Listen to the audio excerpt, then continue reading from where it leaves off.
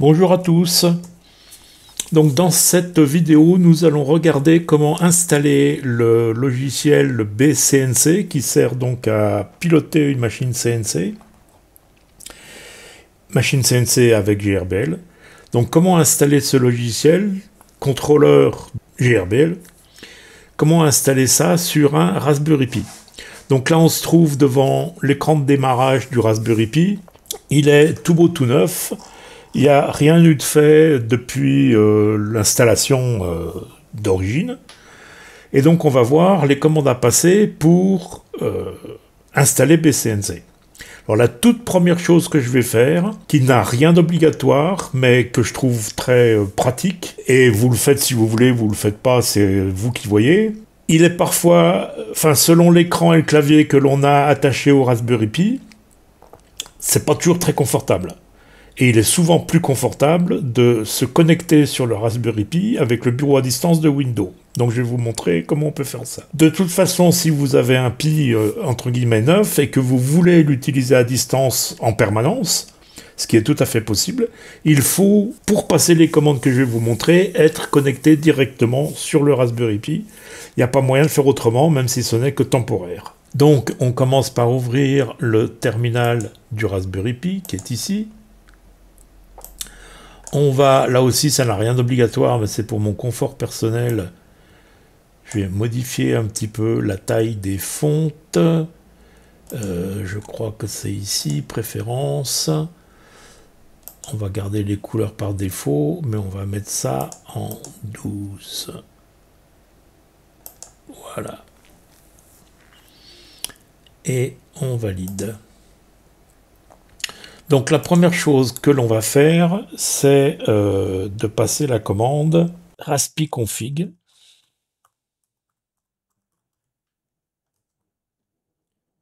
Pardon, il faut faire ça comme sudo.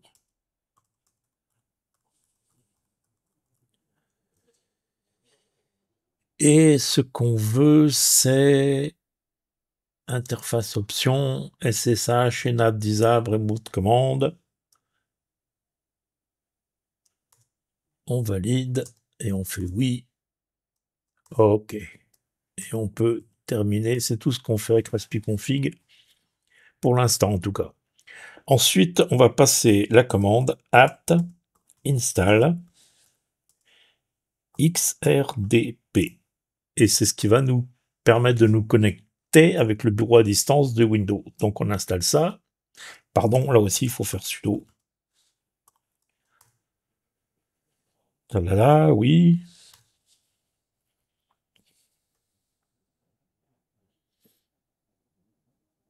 OK. On peut le laisser comme ça ou pas. De toute façon, ce qu'on va faire, on va faire exit de là pour sortir du terminal. Et on va se connecter avec le bureau à distance de Windows. Donc le bureau à distance de Windows, je vais le chercher. Il s'appelle bureau à distance. Chercher. Connexion bureau à distance, c'est là. Et ce que j'ai oublié de faire pendant que j'étais sur le terminal, c'est de vérifier l'adresse IP pour me connecter dessus avec le bureau à distance. Donc on passe la commande ifconfig qui nous dit 192.168.1.99, c'est ce que je voulais savoir, j'en ai pas besoin de plus. Et je retourne sur le bureau à distance. Donc sur le bureau à distance, 192.168.1.99. Connexion. Connexion. Ne pas redemander. Oui. Et donc le nom utilisateur que l'on a utilisé lorsqu'on a installé le Pi au départ. Et le mot de passe, c'est la même chose.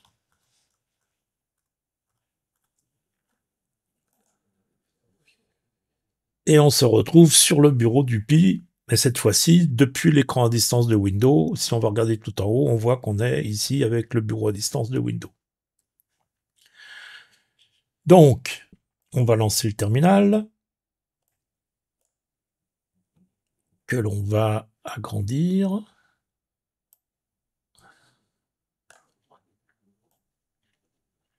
Voilà.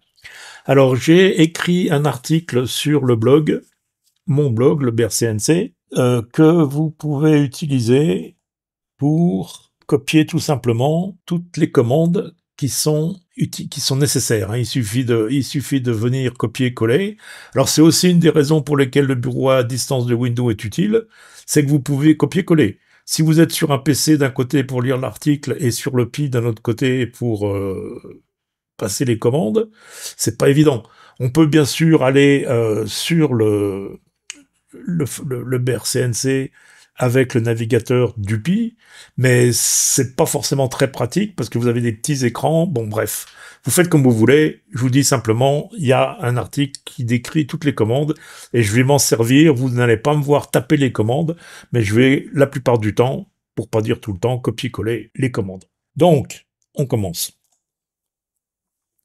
Si on cherche à faire comme, j'allais dire, dans le temps, comme c'était avant, il suffisait de passer pip install upgrade BCNC. Et si on fait ça, normalement, là on a une erreur, il nous dit qu'OpenCV c'est pas la bonne version. On peut éventuellement aussi avoir un message d'erreur qui vous dit que c'est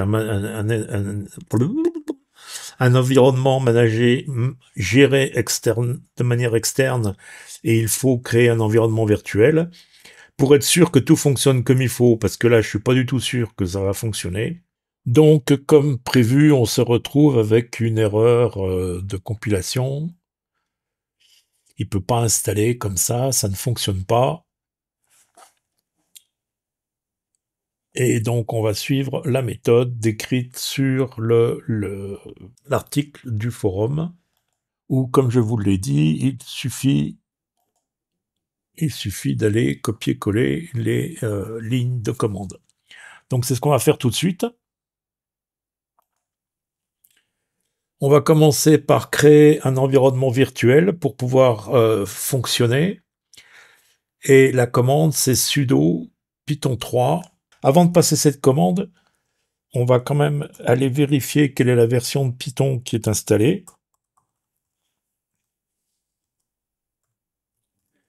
Et ça se fait avec Python 3 V et on a Python 3.9.2, donc c'est le nom de la version complète. Python 3.9 suffira. Selon votre Raspberry Pi et sa version de système Raspbian, etc., vous pouvez avoir une version de Python différente. Dans ce cas-là, remplacez là où je vais utiliser Python 3.9, mettez Python 3.10 par exemple, si c'est le cas sur votre machine. Donc on va d'abord créer notre environnement virtuel, ce qui est fait. Maintenant, on se positionne dans cet environnement, dans le répertoire qui vient d'être créé, qui est en fait le conteneur de l'environnement virtuel. Et pour activer cet environnement virtuel, on fait source bin activate.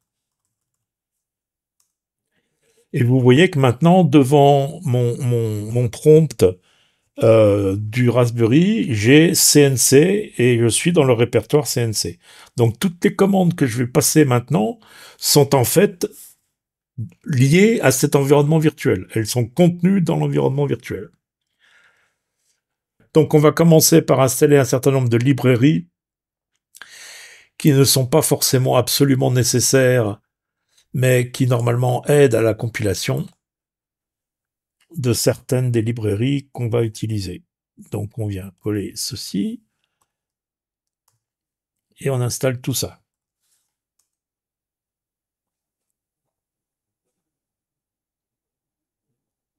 Ok, tout ça s'est passé sans aucun problème.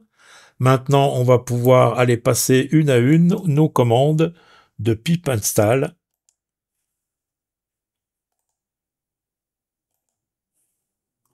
Et on commence par Pilot.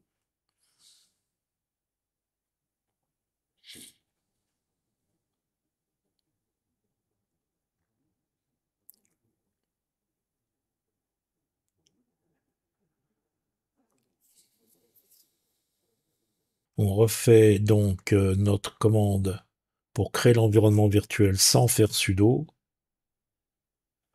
C'était mon erreur, c'est pour ça qu'il m'a fait une erreur de permission tout à l'heure.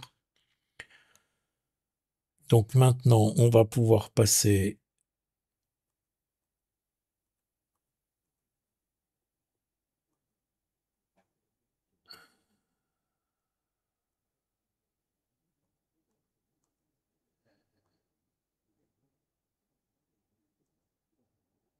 cdcnc, source bin activate,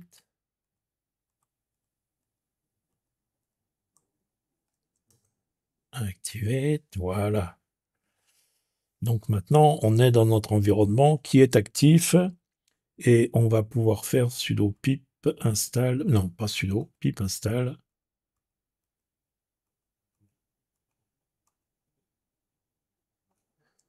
Alors, il faut pas mettre ça. Et il faut pas qu'il y ait de sudo non plus.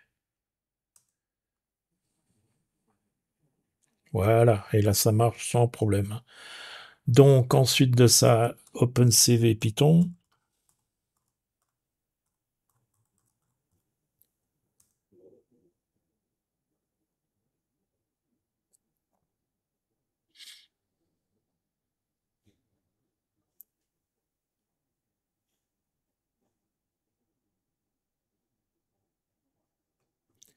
Alors certaines de ces commandes, comme vous pouvez le voir, ça prend un certain temps. Donc ne vous affolez pas, il n'y a rien de cassé, ça marche. Dans certains cas, la petite barre oblique, là, comme vous voyez, la petite barre qui tourne, enfin qui nous permet de voir qu'il se passe quelque chose, ben, suivant ce qui se passe, suivant la vitesse de votre internet, etc., on a l'impression que c'est bloqué. Faut juste être patient, ça va venir.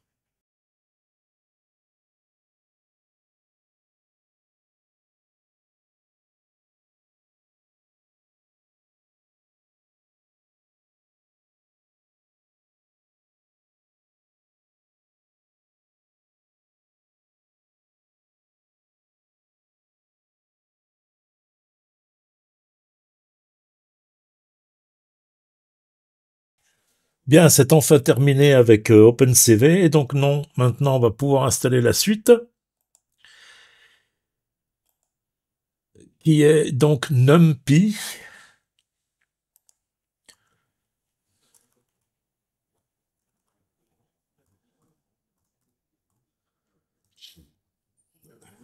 Avec NumPy, ça va super vite, puisque c'est déjà fait. SVG éléments.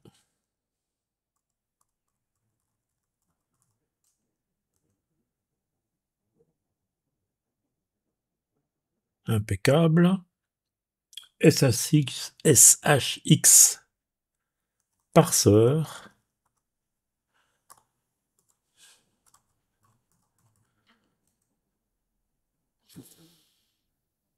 Serial.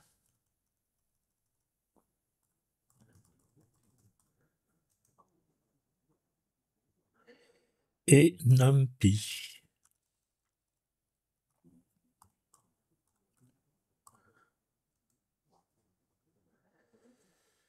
Et c'est fait. Donc maintenant, c'est le moment où on va aller chercher BCNC lui-même. Pour cela, je vais le télécharger avec le navigateur. Donc on cherche BCNC. On devrait se retrouver sur le site GitHub. Et depuis le site GitHub, on va dans Code, Download Zip, ce qui est déjà fait, c'est assez rapide. On peut fermer. On va dans notre explorateur de fichiers, téléchargement, et on se retrouve sur bcnc.zip, bcncmaster.zip. Donc on va l'extraire ici. On ouvre le répertoire en faisant un double clic, on sélectionne bcnc et on fait copier.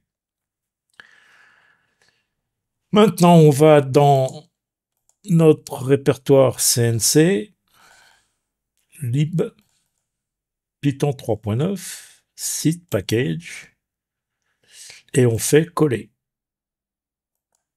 Et on a notre répertoire BCNC donc dans seed package.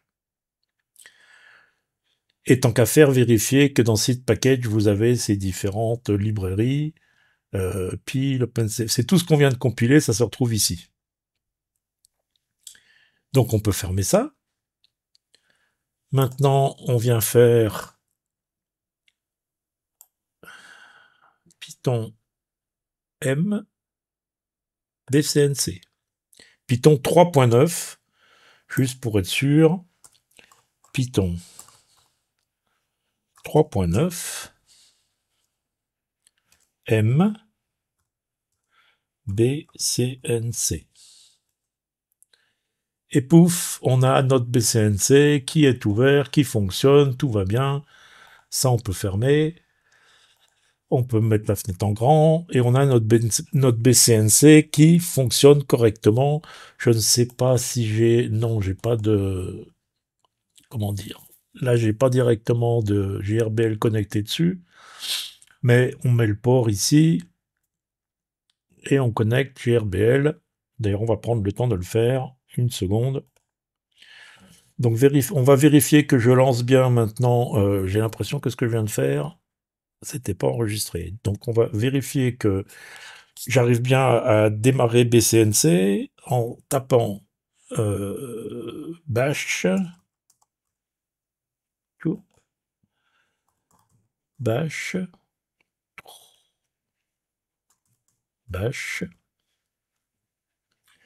bcnc.sh. Et ça fonctionne. Donc mon petit script de commande est correct. Maintenant, pour être sûr que ce script de commande soit exécutable, je vais le rendre exécutable. On va faire ls la bcnc/sh, il est là, il est root et il est... Donc maintenant, donc ça fonctionne toujours, mais ça fonctionne depuis ici. C'est-à-dire il faut que je sois dans mon répertoire home Bernard. Et en fait, je veux que ça puisse fonctionner depuis partout. Donc, pour que ça fonctionne depuis partout, je vais faire sudo install bcnc.sh, puisque là je suis dans le répertoire où il est, j'ai pas besoin de mettre un chemin complet. Et je veux que ça aille dans, que ça soit exécutable depuis user local bin, et ça s'appellera bcnc.